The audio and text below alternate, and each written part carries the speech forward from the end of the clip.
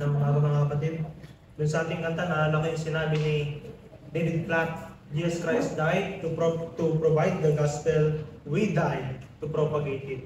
So maganda rin i-rephrase, Jesus died and rose to provide the gospel, we died to our own self and live in Christ to proclaim it. So dying is one time, living every day for Jesus Christ is hard. Kasi the old self ay laging magre-resurrect parang zombie.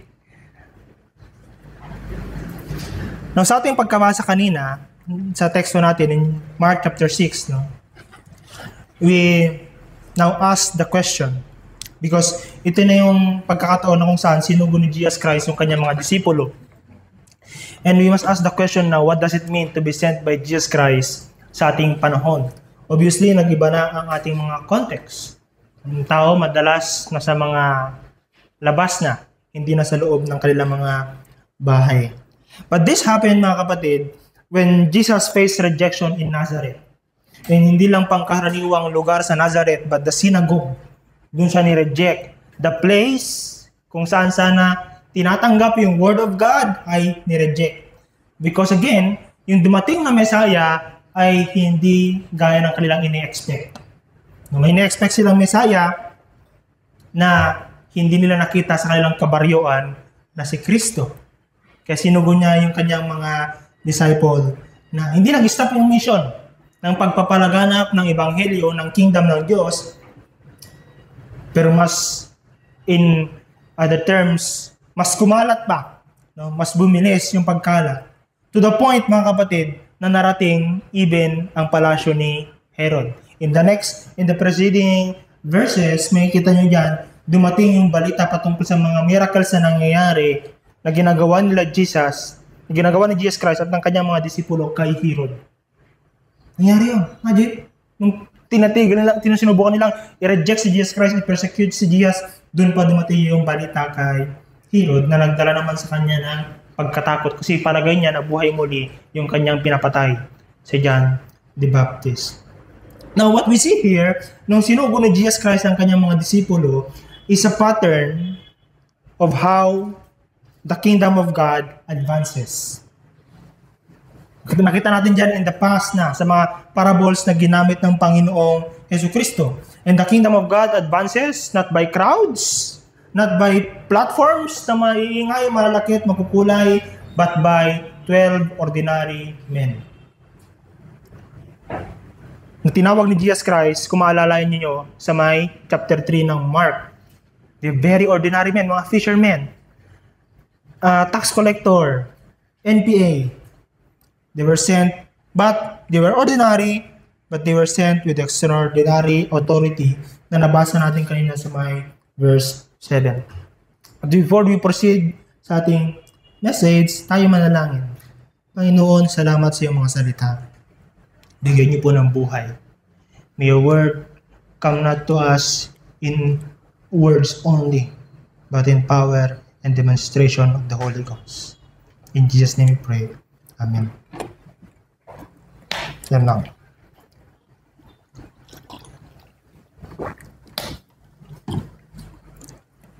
Now we ask the question, what does it mean to be sent by Jesus today?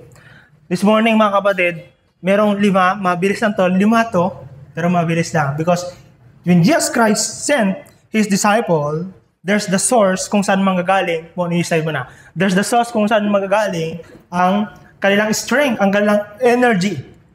Nandyan din makikita natin ang pattern of how they will do the gospel. Makikita rin natin mga kapatid ang style of doing the work of kingdom advancement. Style, pattern, and the place of doing the work, and then lastly, the message. The important na iproproclaim nila kung bakit sila humahayo kasi meron silang daladalang mensahe. But this all other 4 ay important din. We cannot go and proclaim the message unless we are clear on the first 4. Nakikita nyo yan sa may 6b hanggang 7. No? And, it's easy to have in our mind the disciples, 6 groups, humahayo, without thinking, saan sila nanggaling? Ano yung mga nangyari? No? At kung maalala nyo, in Mark chapter 3, si Jesus Christ, tinawag niya ang 12. And you remember how Mark said it in Mark chapter 3 verse 14? Magandang i-review. Mark 3:14. The Word of God says, "And he appointed 12, whom he also named apostles, so that they might be with him, and he might send them out to preach." First, that is to be with him. So these 12 have been with Jesus Christ for quite some time now. Every day, day in, day out. In other texts, may mga times sila yung nagkakantahan. Kasama-samang kumakain. No? Habang naglalakad, nagkikwentuhan. May mga panahon pa na si Jesus Christ, sineseparate niya sila from the crowd para sila yung matutukan niya na turuan. He called these 12 first to be with Him. Huwag niyong makalimutan yung mga kapatid. And those time, maraming nangyari doon. Yung pupunta pa lang kayo sa conference or camp ng ilang mga araw, marami nang nangyayari. You develop friendship. Imagine this. May higit sa 1 buwan, 3 buwan, it's mga nasa around 1 year silang magkakasama. After that, internship. may schooling, may classroom style teaching, may practical, at ngayon, okay, humayo na kayo. But may kita natin dyan mga kapatid, that we do ministry not out of credentials, but from communion with Christ. They've been with Christ. In fact, yung disenyo ng Panginoon sa Kristo, tinawag niya muna sila upang makasama niya. They have a close relationship. Kasama niya kumain sa may kanto, sa may gilid ng Sea of Galilee. Nagkwentuhan, ipaliwanag yung mga bagay na hindi nila maintindihan. Magkantahan ng hymno sa Mount of Olives. And then from there, sila ay humayo. Si Jesus Christ, sinabi niya sa may John chapter 15, verse 4 to 6, "Abide in me, and I in you. As the branch cannot bear fruit by itself, unless it abides in the vine. Neither can you, unless you abide in me. I am the vine, you are the branches. Whoever abides in me, and I in him, it is that bear much fruit. For apart from me, you can do nothing. If anyone does not abide in me, he is thrown away like a branch and withers, and the branches are gathered, thrown into the fire, and burned." Mga kapatid, ang source na ito, na makikita natin sa ating mga series na nagdaan na sermon, ay hindi makukuha sa mga conferences or training na pinupuntahan. Hindi doon nangyayari. Medyo mahirap sabihin sa akin daw kasi I'm not a graduate of former theological seminary. Pero kung may chance kayo, if you want to enroll, I hope magkaroon to ng sapat na pundong simbahan.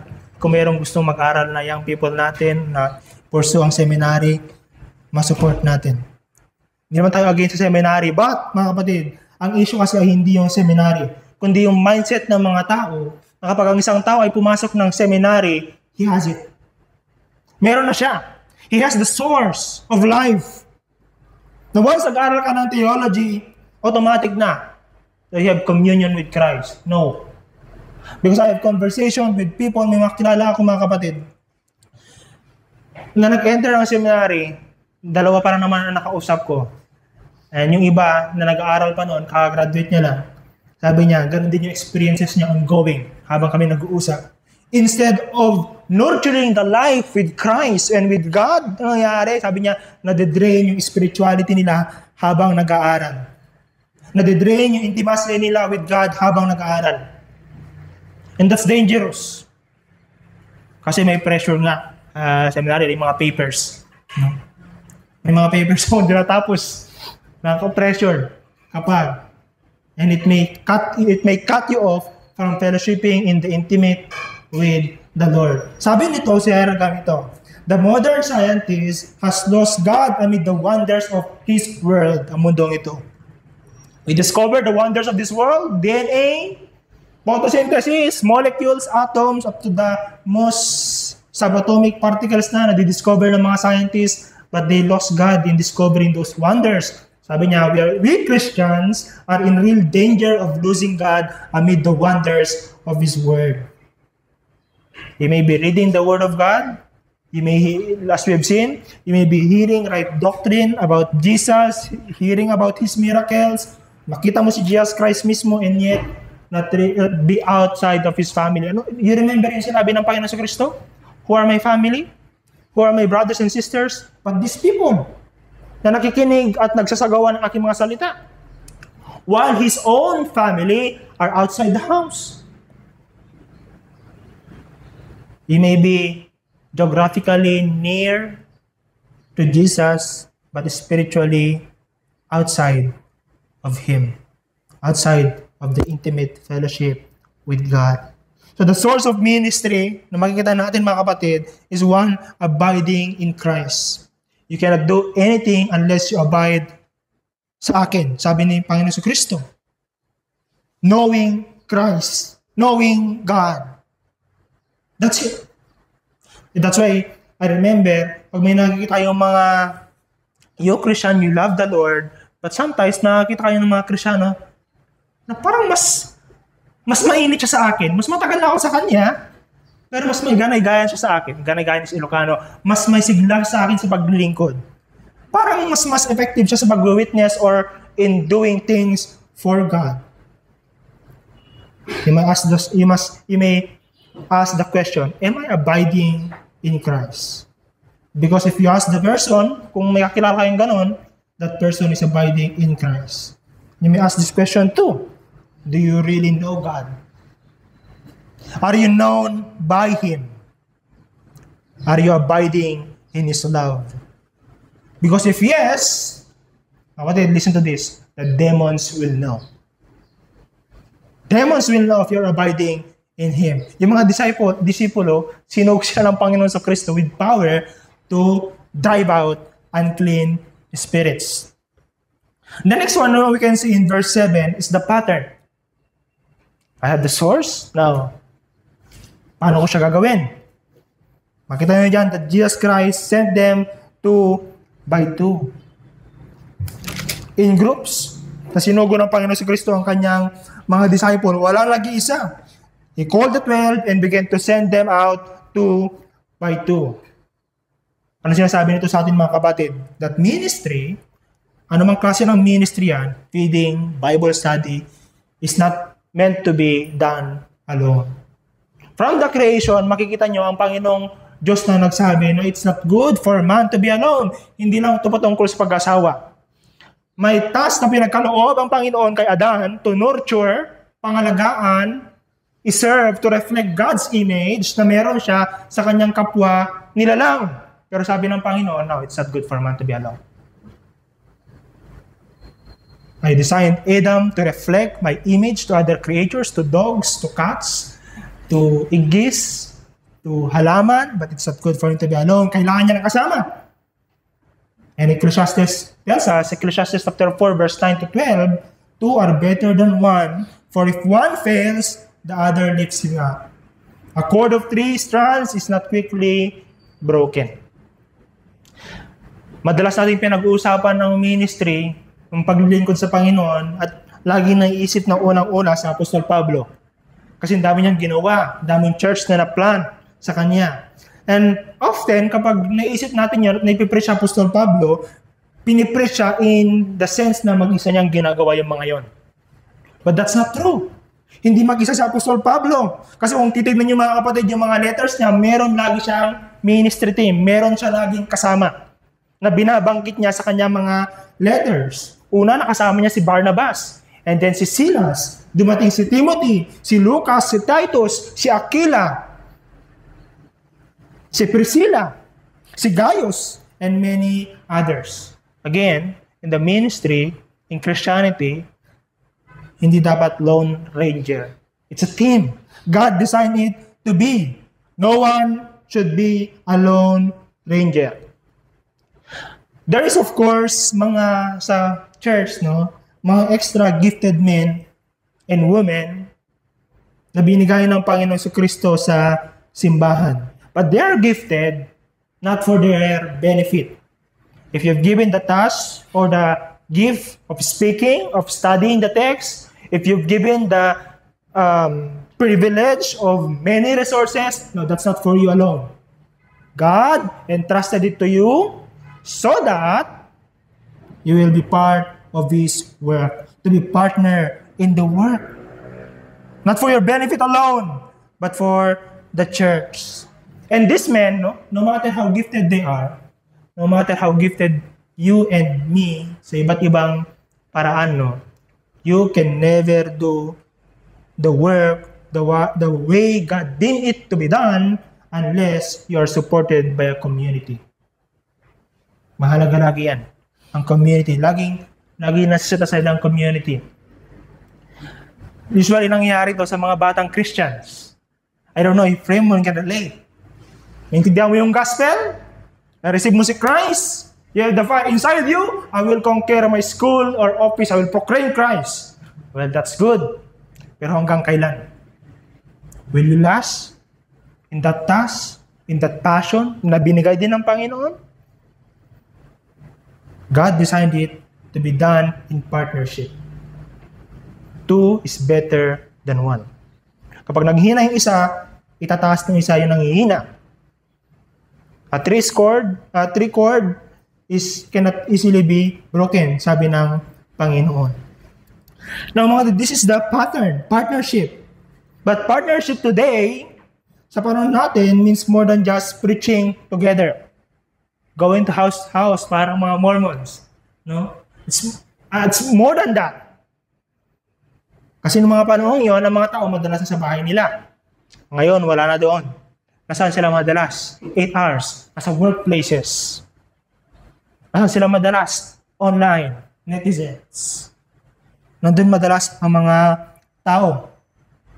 But partnering in the work of the gospel, in this pattern, means being kind, trying to be kind, sa pakikinig, sa encouragement, sa pagbibigay ng iyong talent, ng iyong finances, at sa panalangin.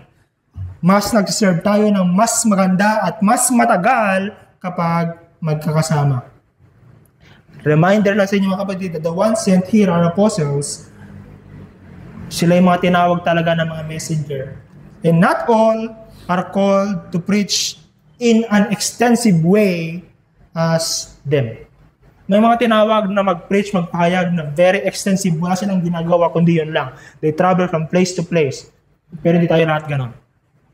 No? Meron lang tinawag sa mga ganito. Pero kahit hindi tayo lahat ganon, ang kailangan natin ay partners. So the question is this: do you want to be used by God? Don't go alone.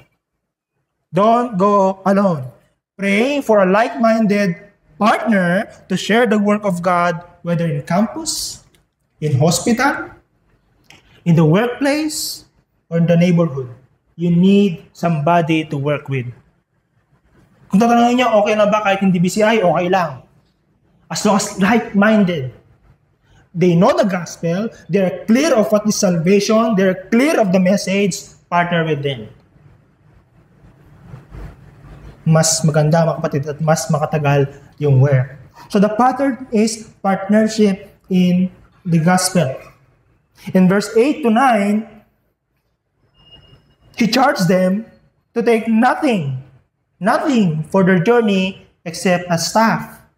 No bread, no bag, no money in their belts, but to wear sandals and not put on tunics. There's the style of the ministry. Parang minimalist style of doing ministry. Jesus told them, no extra baggage.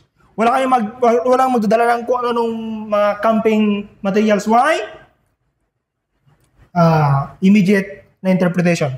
So, people will see that your treasure is not in things, in not what you bring, but in the message, but in Christ. So that malaman nila ang dala-dala niyong mensahe is not about material prosperity, but Christ. So that malaman nila na ang dala-dala niyong mensahe is not about being cool, but Christ. As John Piper said sa mga estudyante ito, no, on a mission conference, this is not the way you're going to win your campuses. Dressing in the coolest, driving the coolest, typing in the coolest, it's not going to get any praise for the suffering Christ.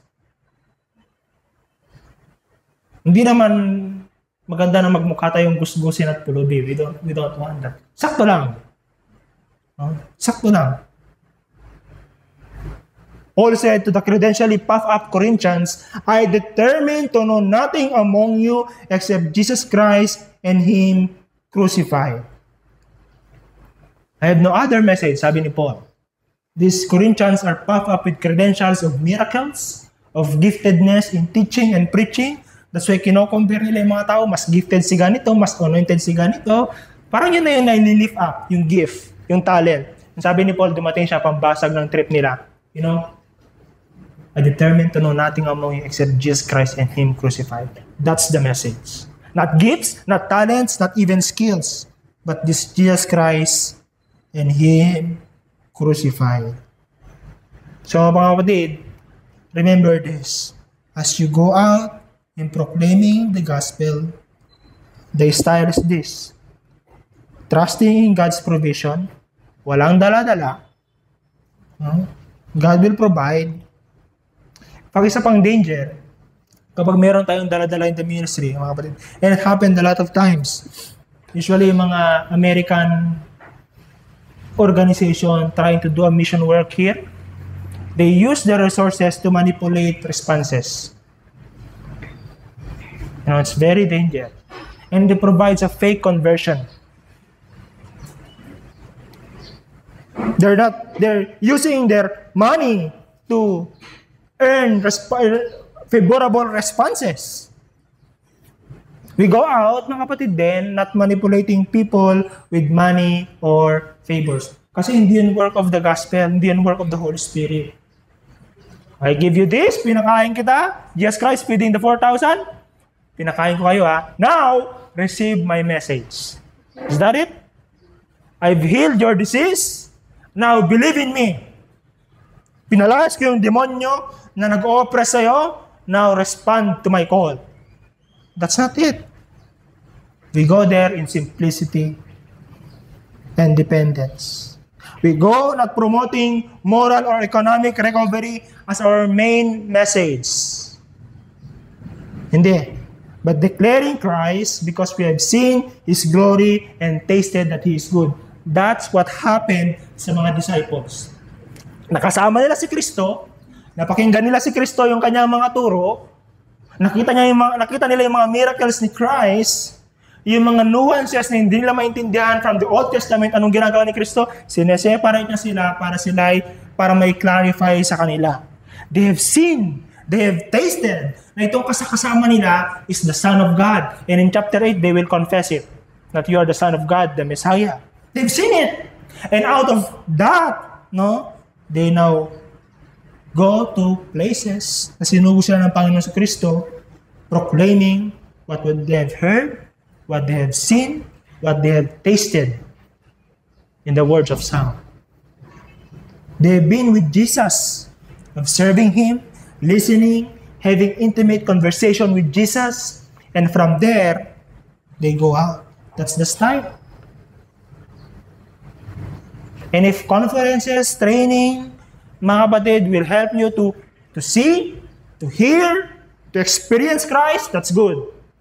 But if it will only kargahan lang ang utak para magmayabang at patunayan na mali ang mga doktrina ng ibang grupo at relihiyon, mga kulto, you're doing it the wrong way. That's not it. The goal is to observe Him, to experience Him, to see Him, to listen to Him, so that as we go, we know what we are proclaiming. Hindi gawa-gawa. Something that we have seen. At ginawa ng Panginoon ito, mga kapatid, na I forgot to insert, na dala-dalawa because to witness is credible ng mga panahon yun. They go to houses, places around Nazareth. Yung isa magsasabi niya ng kanya nakita, yung isa papatunayan niya na totoo yung sinasabi niya. credibility. Minsan ganun yung mga tao, no, makikinig sila kapag isa mo nagpapahayag, wala silang pakialam. Pero pag nagtumpukan, crowd attracts crowd. Crowd will listen to crowd. And that's the style of other religious group in the Philippines, if you know. Dadaan ka sa simbahan, traffic, saan madaan, ano bang nangyayari dyan? And the thinking of people is like this. Lalo kung hindi alam kung ano nangyayari sa simbahan na yun. Something important must be happening sa loob na yun. And I cannot afford to miss what's going on. Something important ang nangyari, kaya itong dalawang ito, nag-effort sila na pumunta rito para ikwento ito. I cannot miss the message they are proclaiming. But you see, their style is not of pump, yung pakulo, not of pailaw or paingayan. Their style of the ministry as Jesus Christ sent them was simplicity and dependence. Simplicity and dependence. Okay, I am clear now. I am clear of the source. I am clear of the pattern. Clear na sa style of how to do this on the ground. But the problem is this. Where to go? I don't have a pulpit. I don't have a big organization, no large audience. Where Jesus Christ tells them in verse 10 to 11, kung ano yung gagawin nila. And he said to them, whenever you enter a house, stay there until you depart from there. And if any place were not to receive you, and they will not listen to you, when you leave, shake off the dust that is on your feet as a testimony against them. So there's the place. Go into the houses. At itong mga houses na itong mga kapatid, yung binasa natin kanina sa may 6b, he went about among the villages. Maliliit na mga lugar, mga sityo. Hindi nga city, hindi nga big.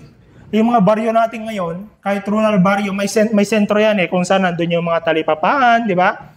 Mga live fresh tilapia, nandun. But this is no like that. Village like a sityo. May pinupuntahan ako noon, tabi ng irigasyon na sityo para mag-Bible study kasi doon ako pinapapunta. Halos ganoon yung picture. At doon sila pinapunta ng Panginoong Hesus Kristo. At sinabi niya sa kanila na kapag hindi kayo tinanggap sa verse 11, shake off the dust.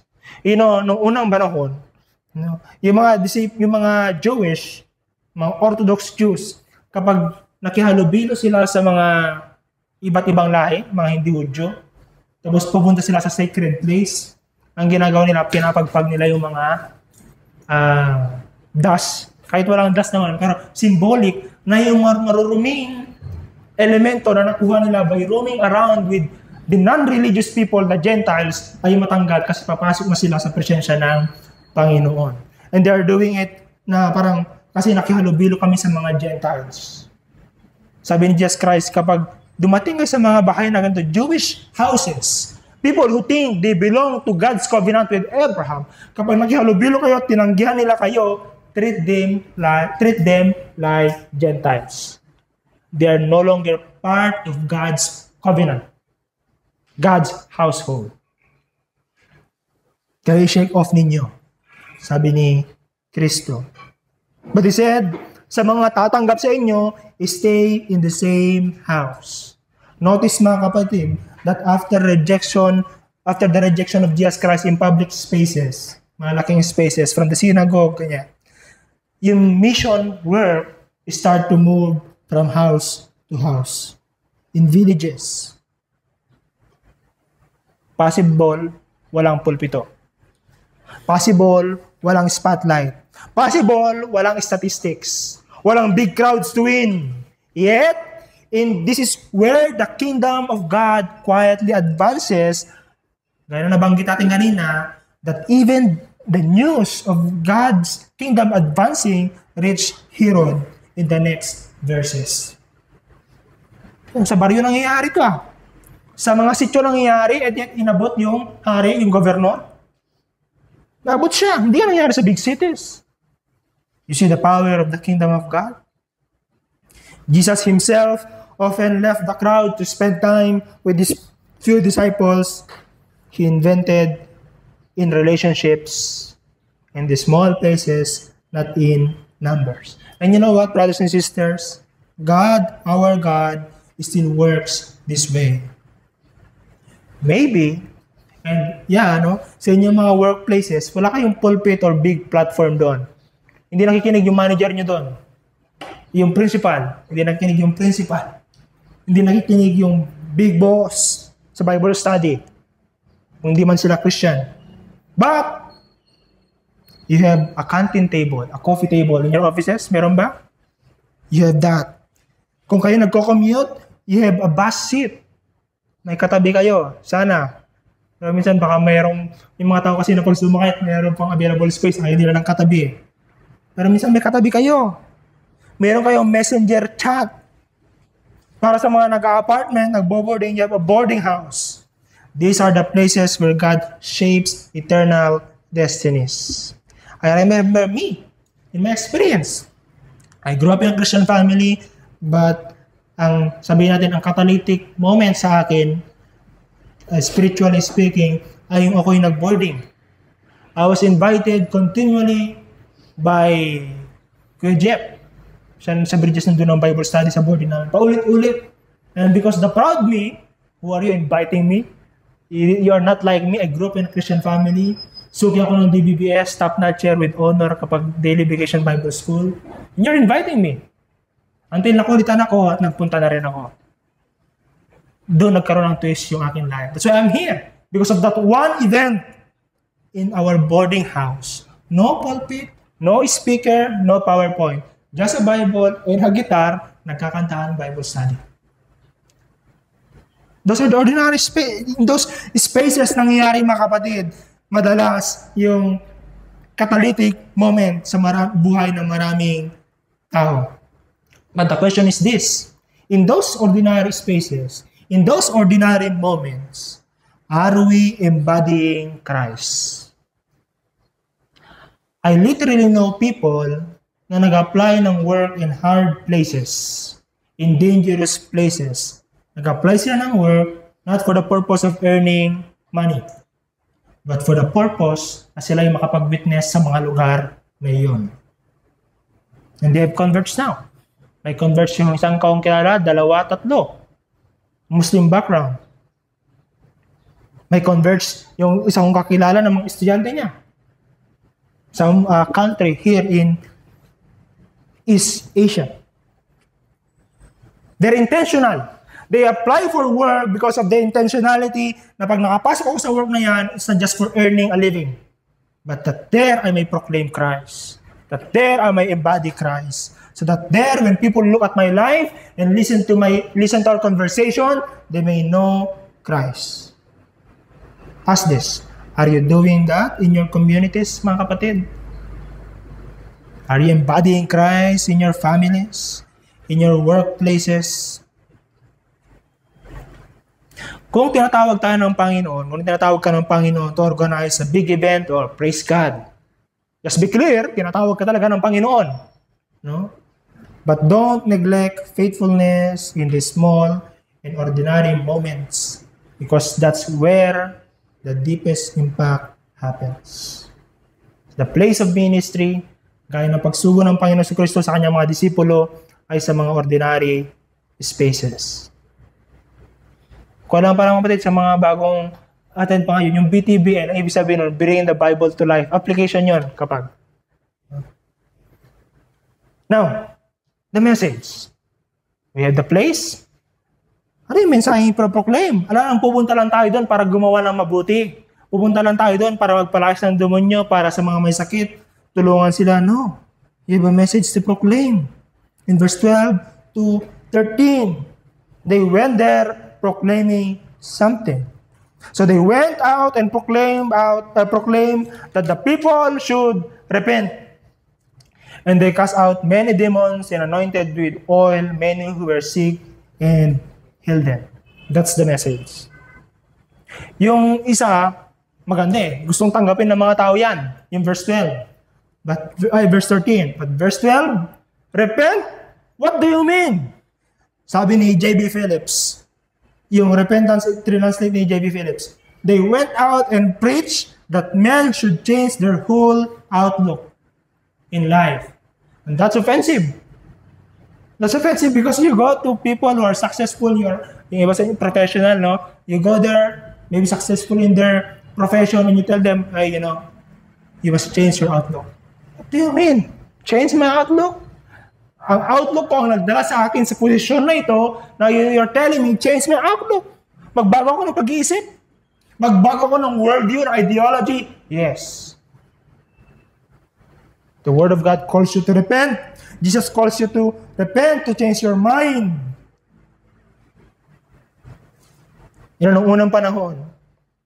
Sabi ng isang commentary, it was customary, kaugalian na nila, na yung mga leaders mag-send ng mga heralds or messengers in twos, no?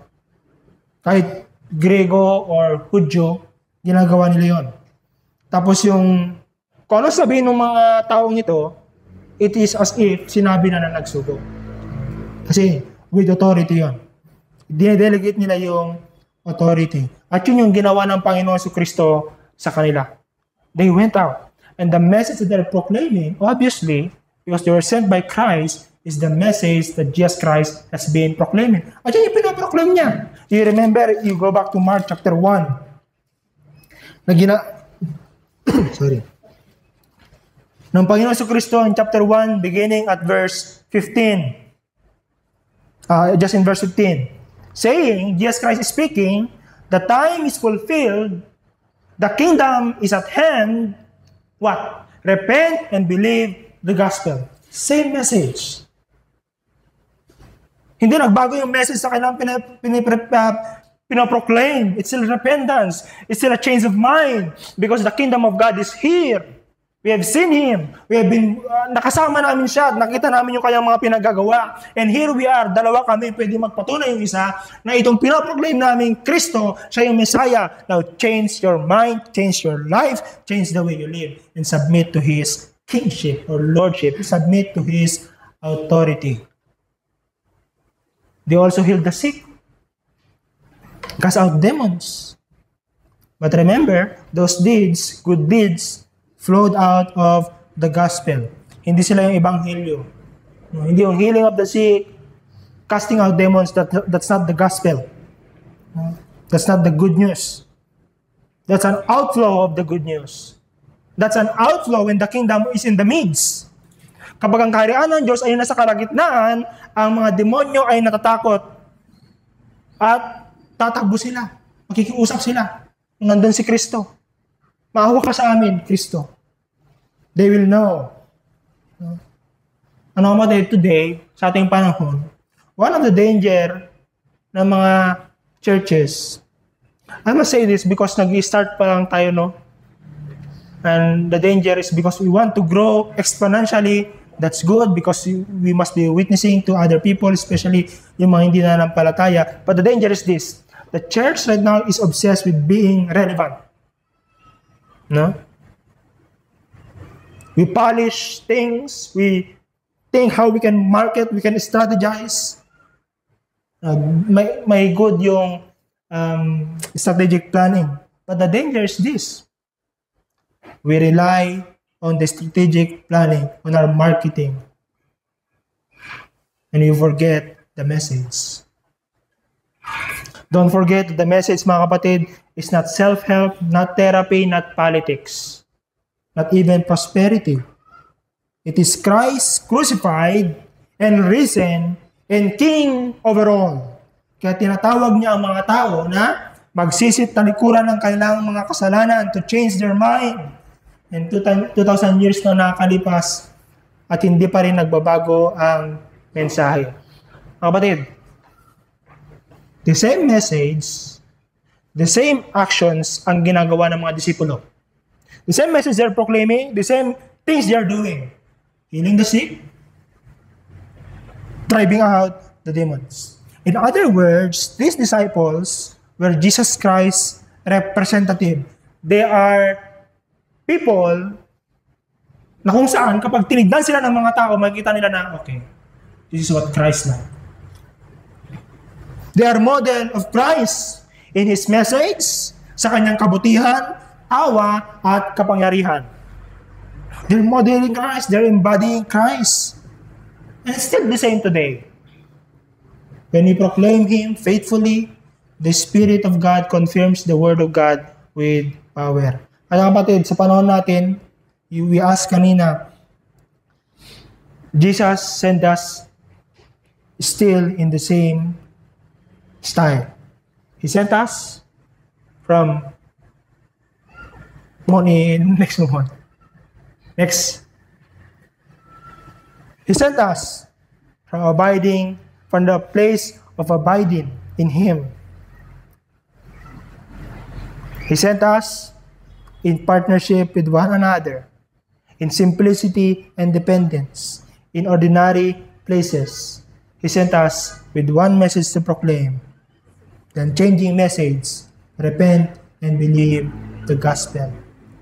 And the kingdom, when we do this, mga kapatid, pag ginagawa natin yan, the kingdom of the God advances, not by our coolness, not by our credentials, not by our cleverness, but by communion with Christ and obedience to His command. Kaya, if you are not abiding in Christ, brothers and sisters, praise God, may Sunday school tayo.